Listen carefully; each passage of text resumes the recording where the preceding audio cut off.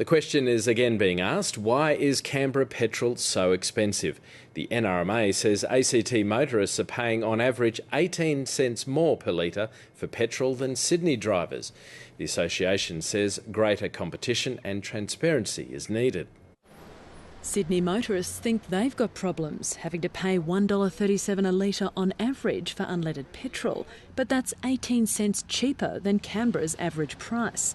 Greater competition may explain why Sydney's prices are lower, but a comparison of prices in Canberra and Wollongong shows that while the capital's motorists were better off for most of the last 3 months, the price took off recently and has stayed high. The ACT's come off a fairly flat level of petrol pricing up until about 2 weeks ago, and then for some unknown reason there's been a dramatic spike in the price of petrol regionally.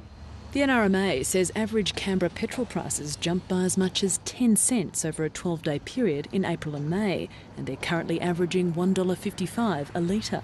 It's unexplainable for us. The petrol companies will give us information that it's driven by overseas markets and demand and things of that nature. We've been advised that our franchisees are told by the major oil companies and retailers on how to set the price for the ACT.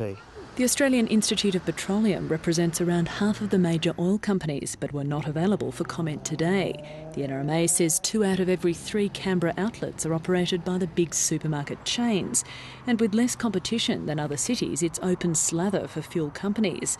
But there are moves to foster new independent chains. We've been working with one individual now who hopes to have his service station running in a few months. We've been asking the governments and all jurisdictions now to give us some more transparency as to what the oil companies are doing with the price of fuel. In the meantime, many Canberra drivers are being lured to look further afield for bargains. Adrian Francis, ABC News, Canberra.